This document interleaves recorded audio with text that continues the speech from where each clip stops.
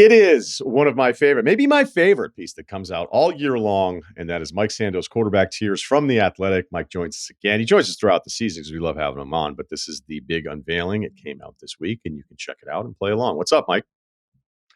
Not too much. We held it an extra month this year, and that was hard for me. I noticed. It was an internal decision to promote it and whatever, and I was totally fine with that. But like this whole last month, I was done. I was pretty much done with it. I was like, I'm ready to go. I love this time of the year. Yeah, I was thinking about that because I was like, how come it hasn't come out yet? How come it hasn't? And I was like, oh, somebody else may jump them. Yeah, what is going on? Why is there a gap? No. So, all right, well, let's start with the first three tier guys. So there's only three quarterbacks in tier one as of right now. And we'll just kind of do it this way. So, for the people that haven't read it or may not get to it or whatever. So just run through the three guys in tier one. So Patrick Mahomes, unanimous, no surprise. If he wasn't unanimous, that would be a conversation. 50 and then voters. Joe Burrow, right. Yeah, 50 voters. So 50 coaches and executives, right? I talked to all of them starting after the draft for a 2-month period. And then Joe Burrow and Josh Allen. And Joe Burrow was 43 of 50 votes in tier one. Josh Allen was 39. And then tier two was very close, where Lamar Jackson almost made tier one. It was almost 50-50, but there's a couple more votes in tier two for him. He made big strides, actually came up. And then what we saw was like Herbert and Rodgers, who had been in tier one in the past, slid down, and they actually slid down below Lamar too. So smaller than usual tier two, probably or tier one, a little bit bigger, probably tier two, and some interesting discussions really in tier 2 and 3. All right, let's start with the worst vote I read in this entire piece, and that is a tier 3 vote for Josh Allen. How? So when you do this poll and you talk to 50 different people, some people will kind of be right down the middle and be typical of the other voters. Some others there were some voters who only had one quarterback in tier one and a smaller number of twos, and they kind of think a lot of guys are in the middle. So I think it was the same person had accounted for both 3 votes for Josh Allen and Lamar, saying these guys are way too dependent on their running the ball. And in Josh Allen's case, he's all over the map making bad decisions. And in Lamar's case, when he has to pass the ball, he can't do it. That's an extreme outlier take that's worth mentioning because, hey, you noticed what are these votes on there for? But obviously not representative of the panel, and probably says more about the voter than as much as it does about the quarterback in some cases, just because when you talk to 50, you're going to get your fringe over here and you're going to hit a fringe over here. And some people I think there's a voter that had 7 people in tier one, so that's what happens. And it all averages out. That's why we have 50. Yeah. I just felt like the Allen debate, at least for this year after this past season, is just, it's over. I would take him. Yeah. I would take him instead of anybody other than obviously Mahomes. And even loving Burrow as much as I do, with his injury history and the physicality of the two, and knowing Burrow's weapons compared to, Allen. Yeah. And we'll see what happens this year, because that's certainly going to be part of a concern. I just don't know how anybody could watch the last few years and want anybody behind Mahomes more than Allen. But like you said, 50 people, you're going to find stuff. But there is a component, more than one person, of people who feel that Josh Allen still goes off the rails enough. And so I was looking at some of that. I created a little bit of an index of like just disaster plays. And I just went in and measured, okay, if this play cost your team like 3 points of EPA on a single play, that would be a huge swing. And the Bills are near the top of those in the last few years. So they do have some blow-up plays, and so I think that would be the only criticism of Josh Allen, is sometimes just trying to do too much. But I'm with you. I think one of the quotes in there was like, right now, Mahomes and Allen are the 2 guys you're worried the most playing against. They can really, really, truly carry it. Okay. Stafford. I enjoyed seeing this because I went through all the Stafford voting, and he ends up tied for 5th with Herbert. But if you go through Stafford's history, he's accumulated 89 tier 3 votes throughout his entire career. And it's funny that it almost feels like even more so than the Super Bowl win, his play this past year, it's almost like this farewell tour of appreciation from Matthew Stafford, where he was probably somebody that was dragged down by the accumulation of what wasn't happening around him in Detroit. And now for everyone to be like, you know what, this guy was always kind of good, because as we know with quarterbacks, the wins are not always created equal. And I just believe, like the same way we get into Herbert here, I just will never deviate from this belief. There are some amazing quarterbacks who have awful things around them for far too long, and then people just trying to blame the quarterback when they're just in an awful situation. It exists. It happens. It will always happen. Yeah, it like becomes a part of them. Like it's just you're right. And in Detroit, all of those years, yeah, they had some decent teams at times, and I think there's clearly a distinction to be made with Mahomes almost over any quarterback in history from being able to win it all for teams that weren't good on defense. That's a rarity, and he was able to do that. But I'm with you. Stafford was there for so long that I think, he ended up taking on more of the blame for an inability to go further in the playoffs than he probably deserved, just because the organization was so bad. And you see him go to a good organization and he wins the Super Bowl within, right away.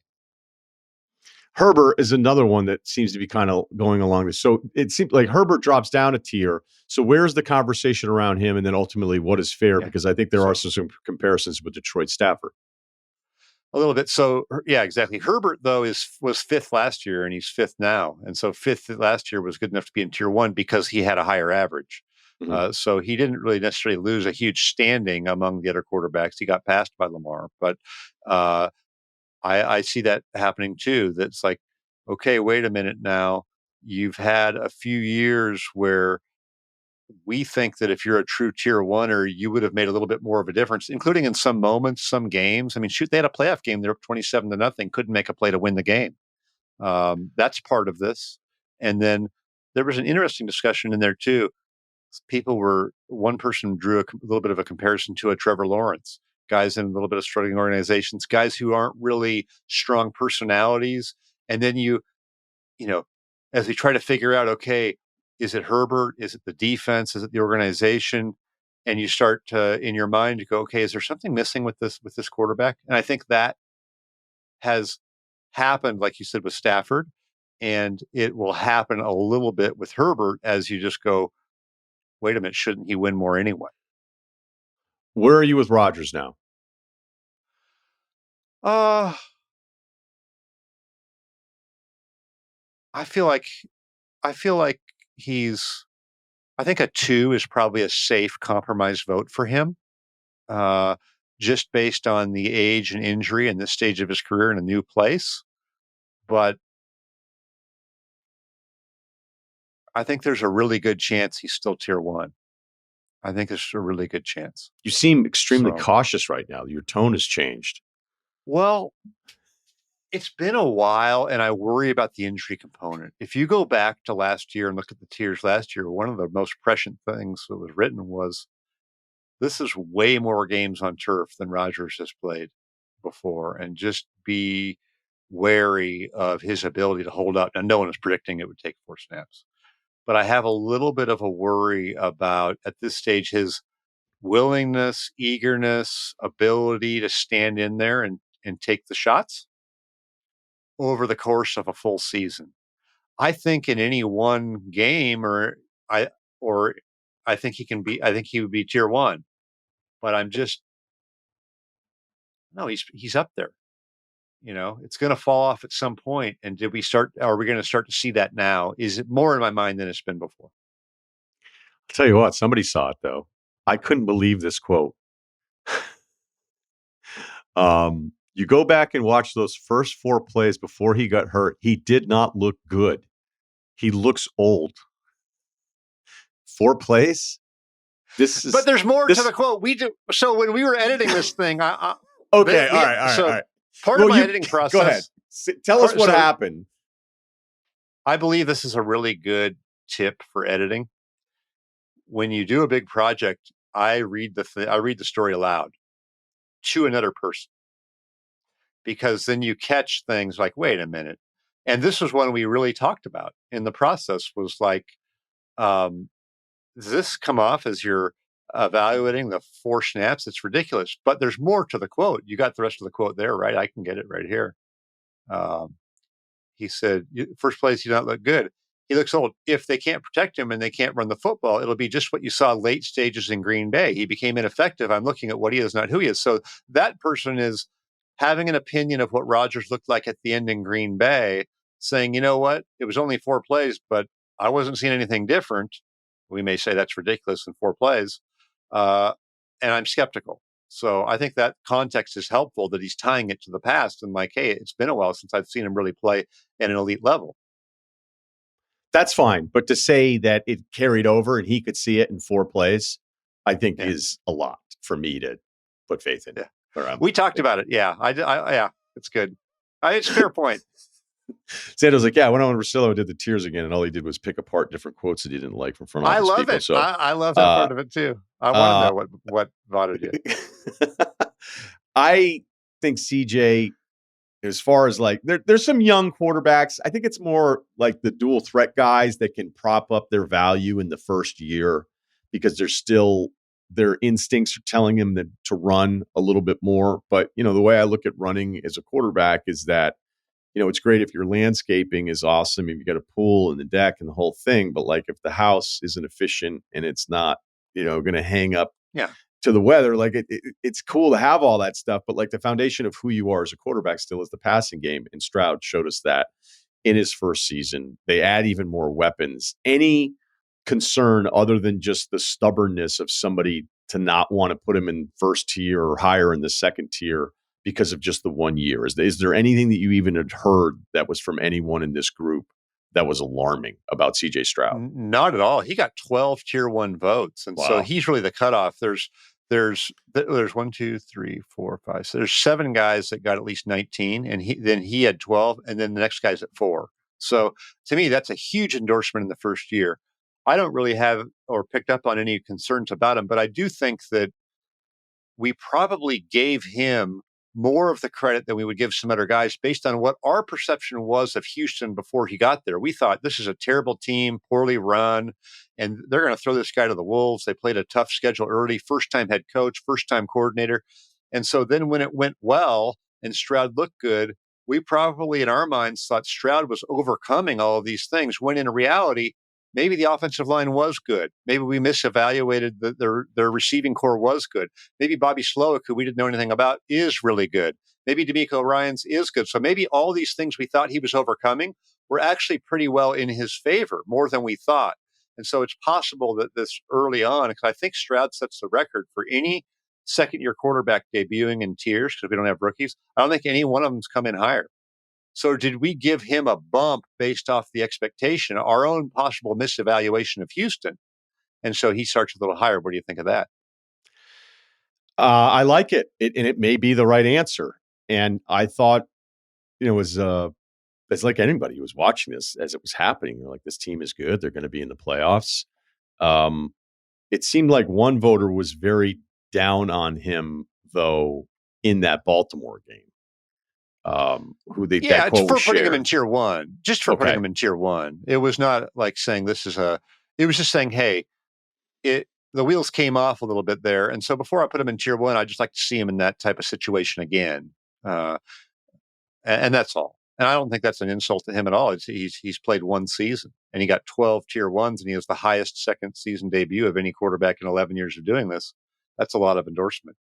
Okay, so we run through it. Mahomes 1, Burrow 2, Allen 3. There's your tier 1. Tier 2 is Lamar, Stafford, Herbert, Rodgers, Stroud. And then the rest of tier 2 is Dak, Goff, Jalen Hurts, Brock Purdy, Kirk Cousins, Jordan Love. I don't even know what to ask about Dak anymore. Yeah. So I don't have a question. Well, to me, if we would have gone back 8 years ago and you said, what's the definition of each tier? And I would say, well, tier 1 would be, Brady and Breeze and Rodgers. And I would say tier 2 would be, think of Matt Ryan or Stafford or these guys that in any 1 year, if the planets aligned around them, they might be the MVP. But really, there's a hole or two that shows up come playoff time. And for the most part, they're just a really good quarterback. That's now Dak.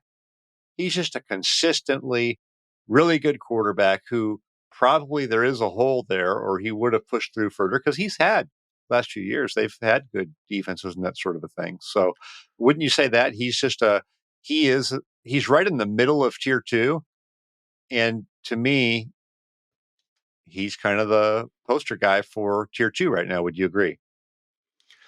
Yeah, I think that makes a lot of sense. Like he's good. People that really want to beat up on him be like, oh, this isn't. He's a huge disappointment. I know what the playoff stuff there is as well. I mean, wasn't he second in MVP last year as well, on top of everything else? So, I just don't know if the detractors are on. Like, it has not been described or explained to me clear enough the things that he's incapable of doing that hold them back. Because offensively, they've consistently put up too many big numbers while he's been there for me to think that he's actually holding them back. But then there are other times where I think we've talked ourselves into like what he could be. And it's like, I guess he's not going to be that either. So he's like perfectly placed in a 15-year land of confusion. That's kind of how I feel about Dak. Because I've watched so much of it. I go, I think he's pretty good. And then when it's and then when you get like all in on him, then it doesn't happen. And I don't know if that's just the randomness of sports or something inherently wrong with him. I haven't heard it Or explained organizationally, there's some issues with them, too. So football is the ultimate team sport, but it's not like they're cheap with the weapons with him, though. They don't. No, he's had good offensive lines and those things over the years. No, he's had good weaponry and he's been good. I thought one of the interesting quotes was Dak can roll out of bed and throw for 450 yards. And I was like, okay, I was not sure of that, but I went and looked at the history of 450-yard games, and he's like right near the top. The guy was right. But then the rest of the sentence said, like, but if you want to go into tier one, don't you have to win a few of these playoff games and really be the reason, put the team on your back when the chips are down and do it when it really matters? And maybe in any one year, that's an unfair thing to say, but over a 10-year period, is it fair to expect that? Maybe. Yeah, I think it's fair to expect that. I think Goff is one of the most amazing redemption stories at the position that we've seen in modern history. And that's because I've gone through all the first round quarterbacks. I do it too often and talk about how many of them don't work out, but then how many of them had gone on to win a playoff game. How many people flame out with the team that drafted them as a first rounder, then go on and win a playoff game somewhere else. And it actually happened twice this year with Goff and Baker, and it hadn't happened like in forever. And one of the things that I thought was really interesting about Goff is, you could make the argument of, well, they knew they were upgrading to Stafford, so it's not the same as like a Baker moving on from Cleveland. But, if you pay Goff that kind of money and you just went to the Super Bowl and you actually want to move on from that quarterback, that told me at that time, hey, any doubts you have about him are totally warranted. And now I feel like, on top of everything else Detroit has going on, like this is a very rare thing to pull off, where you look at him is in that top third of the league at that position. And I really don't know what the debate is anymore. Like he has now become a guy in a way that I never thought he would be. He had been a Super Bowl quarterback, though, with the Rams. It wasn't like he had a failed career there. It was more for whatever reason. I think Sean McVay would probably admit that he was a little hard on him at the time. And I think teams are a little bit more now, more willing and have more money available to them to move on from guys when they sign a big contract. And so that could be one of the reasons why a Goff would get a second chance. Teams are more willing to take like the big cap hit or all these things. You see some analysts who come out of like a different era have been wrong predicting like the team would never do this. The cap hit would be too big. Well, you want to bet? We've seen this happen multiple times now with these guys where they take the big cap hits. And I think that's a little bit of a difference in the game. And then you also have now more coaches that are willing and able to tailor their offense around their guy. They're not looking for a specific skill set till they find it. They're like, hey, we got Goff. We can make this look good around Goff. We can do this. We can make it look good around Baker. Hey, you know what? We can make it look good for Geno Smith. Right? Some of these guys get chances in systems that are set up better. And then Detroit, just like the Rams did, has done a great job of building around him. He succeeded in two places where they had really good offensive lines, a good run game, apparently a very good coordinator play caller, and some weapons. That's kind of how it works. he had the exact opposite extreme when he started out with the Rams, and he looked horrible. Jalen Hurts comes in at 11. If you went back to the start of last year, it was, I would say, consensus that he was the best quarterback in the NFC. And now he's fourth, according to this. What was the conversation around Hurts? Some of it's just around Philly too. That I feel like, they had such a great thing going when Shane Steichen was there designing the offense, and that's where some of the optimism around Anthony Richardson comes too. Is at least you've got this coach that can set it up well, and then they've changed in Philly, and now they've gone to, I think, a pretty good coordinator in Kellen Moore, but a guy who's more known for wanting to pass the ball. And I think people are wondering, how's that going to look with Jalen Hurts, who, when he kind of had to pass some, not that he's not a good passer, because he is, but when he had to pass it looked rough last year. So what's that all going to look like now in a pressure cooker situation where, they've hired some high profile coaches to the staff? There's a feeling that it's a big, important year for the head coach. We're not sure how well he's going to handle that. And then you lose Kelsey, right? Some of those sorts of things. So I don't know. It doesn't feel like an off season where everybody that is sure and wanting to bet on that's going to be good for Hurts. They're kind of like, God, I hope it doesn't fall off here. So if you go Hurts 11, Purdy 12, Cousins 13, Jordan Love 14. Yep. How many guys would you want?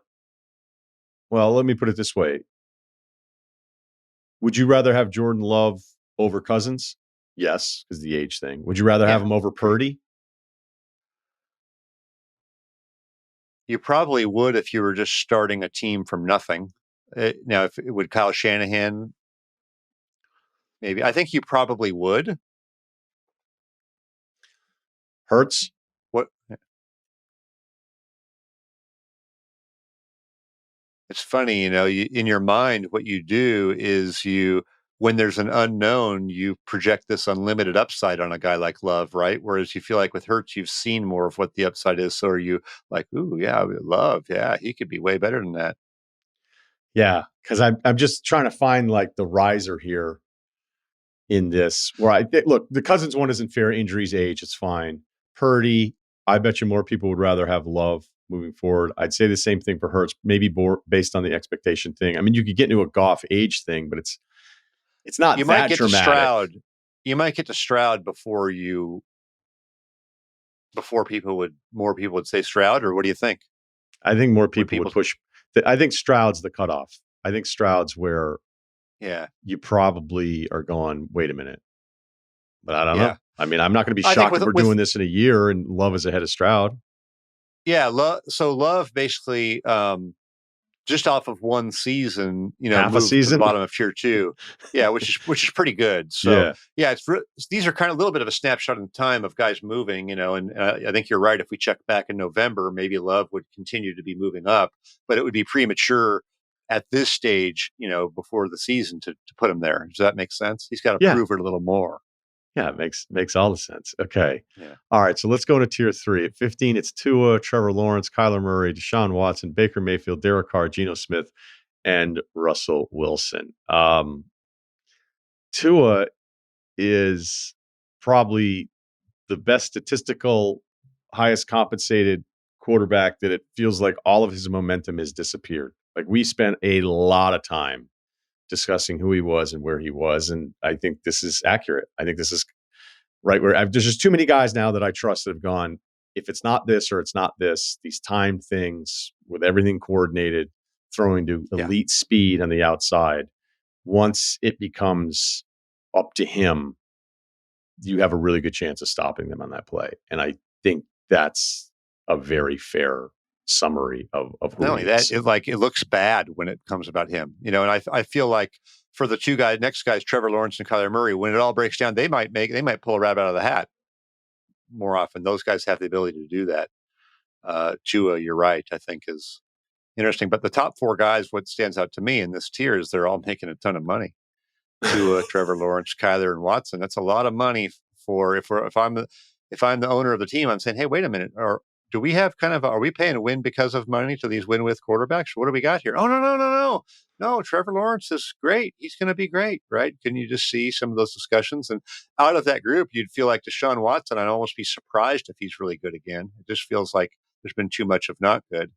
Tua, I feel like we know what he is, for better and worse, and he'll be fine as long as they have it set up nicely for him. I think Lawrence and Murray are the interesting ones who, like, I wouldn't be surprised if they moved up, uh, a tier. Don't you think?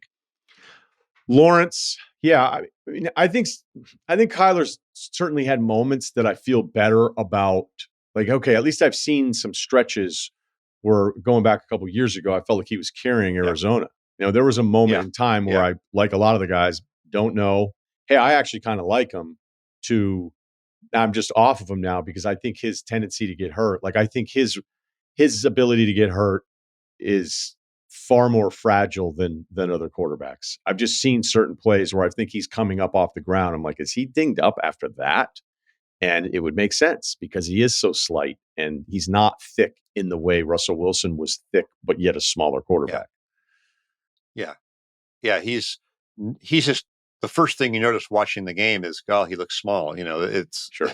And you didn't feel that way with some of the other guys, but I think he is suffering from the injury thing. And then remember, his contract clause came out that killed him. Where he just basically needs to get on the field again. And I think he's better than what he's probably been perceived at the last, year, but he's got to play to change it. I think he has a decent setup there with, in Arizona, that if he can stay healthy, he'll at least, I could see him coming up at least a little bit of a notch. It feels like the momentum for Trevor Lawrence, though, is definitely heading in the wrong direction. What was kind of the general consensus you got? Because it was 18 tier 2 votes and 32 tier 3 votes. Yeah. So we talked about, Herbert and Stafford, the organizational thing, right? And so he comes in with a bad organization historically, and then has Urban Meyer, and then has a nice bounce back year. And they were actually 8-3 last year. Gets a series of injuries and isn't able to overcome, doesn't look good. And now it felt like, to me, people kind of withdrew on him a little bit, maybe more than I expected.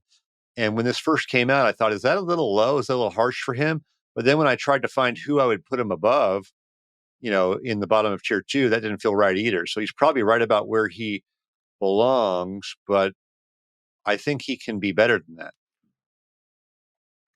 Is there anyone else in tier 3 that you look at that surprises you? Like, I mean, it kind of feels like it makes sense, to be honest with you. Like when I got to this part of it, yeah, go ahead. It really makes sense to me. I feel like Geno Smith has played a little better than that. Like I feel better about Geno Smith than Derek Carr right now, even though they're both tied at 3.0. But when I'm like, would I move Geno up above those other guys at the top of the tier? I mean, not necessarily, but you can really see the drop after that. After Geno, you get Russell Wilson just barely holding on in tier 3. Other than the guys like Anthony Richardson and Will Levis who haven't played very much, it's a lot of guys who you feel like the ship has kind of sailed on them, right? Like these guys aren't even necessarily, if these guys are in your competition maybe next year to be starters, but hopefully aren't your guy long term. A lot of them. You are the foremost expert. If there was a episode of Pawn Stars and it was a piece of Russell Wilson memorabilia, they'd be like, we need to call up our friend Mike Sando. And then you would come in and go, unfortunately, this is from his Denver stop. And even though it is real, it is not nearly as valuable as some of his earlier Seahawks stuff. So I'm sorry, and then the guy'd be like, all right, I'll give you $20.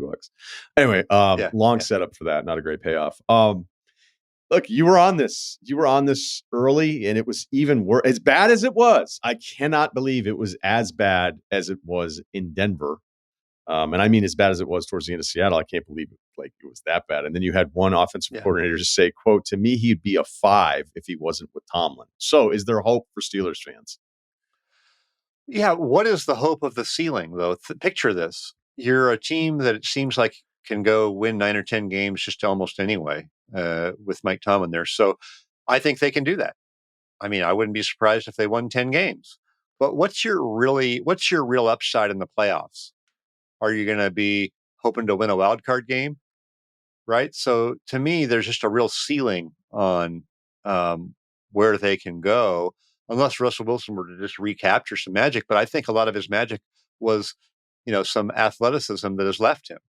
He had the ability to break the rules of turning your back to the pass rush and running this way and that way, and then making incredible plays. He could turn a lost cause play into a home run. And now those lost cause plays at best turn into an incompletion or a short dump off, it feels like to me. So I think they can have a decent season. I just don't know. I don't think they can go very far. And by the way, Seattle, since their defense started falling off, never did anything in the playoffs either. Even when Russell Wilson was getting a lot of tier 1 votes, they weren't going to championship games for years. I can't believe you got 3 tier 2 votes. Yeah. Well, like we said, we'd already covered 50 people, just a test in human tendencies. All right. Tier 4, Daniel Jones, Justin Fields, Gardner Minshew, Anthony Richardson, Will Levis, Bryce Young, Sam Darnold, Jacoby Brissett. I'll ask 2 questions around this. Who are you most concerned about, and who do you think has the best chance to just break out of this? Well, I think you set aside the Gardner Minshew type of a journeyman type of a player, and set aside even Darnold. I don't think the hopes are that high for him. You'd be very concerned about Daniel Jones, just not only from his injuries, he's had neck and he's had knee, just where he's at, where they're at, right? I mean, you haven't seen enough good from him to think there's more. Now, I think there's a different level of expectations for a Will Levis, who's a second round pick. I mean, the most hope is probably for Anthony Richardson with a high ceiling, but can he stay healthy and be an accurate enough passer over time?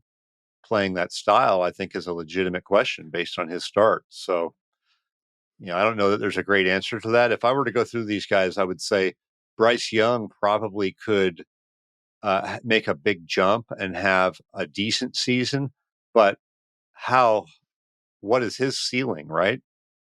I know what was shared about Bryce Young from the excerpts that we have available to us, but was there more, oh my God, he's not going to be good, or more, they did a massive injustice to throwing him in like that? What was the more common thing you heard? I keep this file where I've got comments that I used or didn't use, and I've got it to him right now. So, okay, the first one is couldn't have been in a worse scenario. Another one, disaster situation. But also the arm strength is the one thing I really worry about him. Can he make the big time throws? Major concerns: size, strength, arm, just all of it, ability to stay healthy. Thrown to the wolves. Ultimate 4, meaning you can't judge him because of how bad it was around him. There's another quote that I think I used about, hey, intelligence is good, arms good, but size is going to be a deal breaker for him ultimately. So no one who played him came away feeling like, hey, it was a really bad situation, but wow, look out when they get it right. I didn't really get any of that. Okay. All right, let's finish with this then. I'm just going to throw you 6 names. All right. Higher or lower for next year. Okay. All right. And I'll have to pull up where they're at now too, just to make sure I'm playing along. All right. So Hurts dips down a bit, stays in the same tier. He's at 11. Higher or lower next year? A little bit lower. Okay. Tua at 15.